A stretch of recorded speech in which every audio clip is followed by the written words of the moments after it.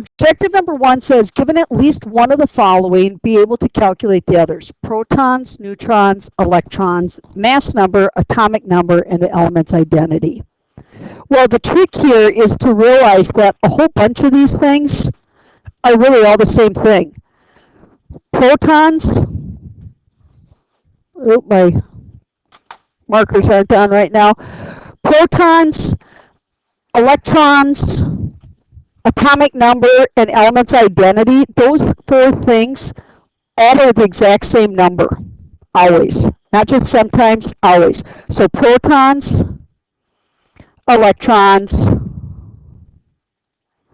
atomic number, and the element's identity are always the same.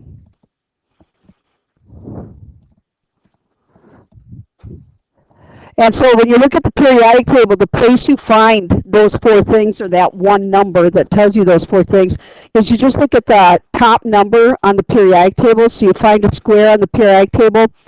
The smaller number up on top, it's always a whole number. That's its atomic number, which also tells you what kind of element you have. The name will be in the square. And it tells you the number of protons and the number of electrons. So if I look at antimony, I've told you or antimony either way, I've told you the name of the element. So now if I go find it on my periodic table, it's kind of hard to find because its symbol is SB. We actually have alphabetical charts we'll give you to make that quicker to find ones that have kind of goofy symbols.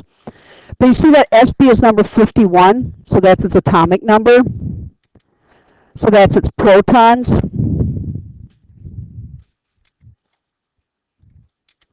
And that's its electrons. The mass number of neutrons are only a little bit more work, and they're connected too, because your neutrons plus your atoms, your atomic number, gives you the mass number.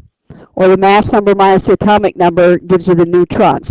So this 124 here, that's my mass number. Oh, I'm sorry, thank you. How's that look? So my 51 is my atomic number, my protons and electrons. But the reason I gave you the 124 is because antimony can have different isotopes, so the mass number can change. The atomic number can't, so I don't have to tell you 51 antimony, because as soon as I tell you it's antimony, it has to be 51. But the mass number can change. So if I only give you one number, it's the mass number I'm giving you. So my mass number is 124. And then my neutrons, I have to do a little calculating. That's the only one you have to do a little bit of work on, and it's not very much work. I'm going to take the 124 minus the 51, and that's going to give me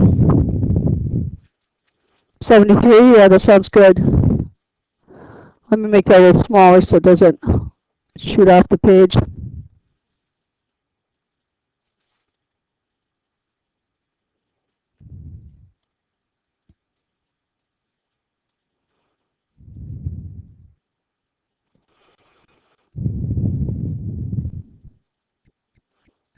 This is very much like what you're asked to do on the partner quiz, and certainly something you should expect to be able to do or get to show you can do on the test when you take it.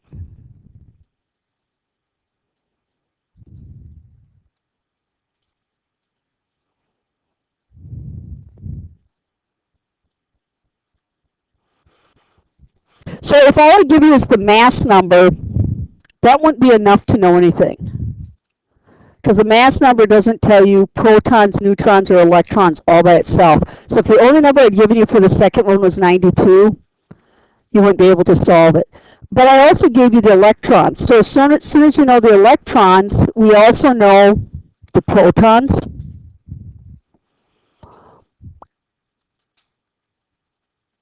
If electrons are 38, then there have to be 38 positive protons as well. And that tells me the atomic number is 38. And if I know the atomic number is 38, when I look at my chart, the only thing that can be in 38, that has 38 protons, is something called strontium. And then I know the mass number is 92 with it.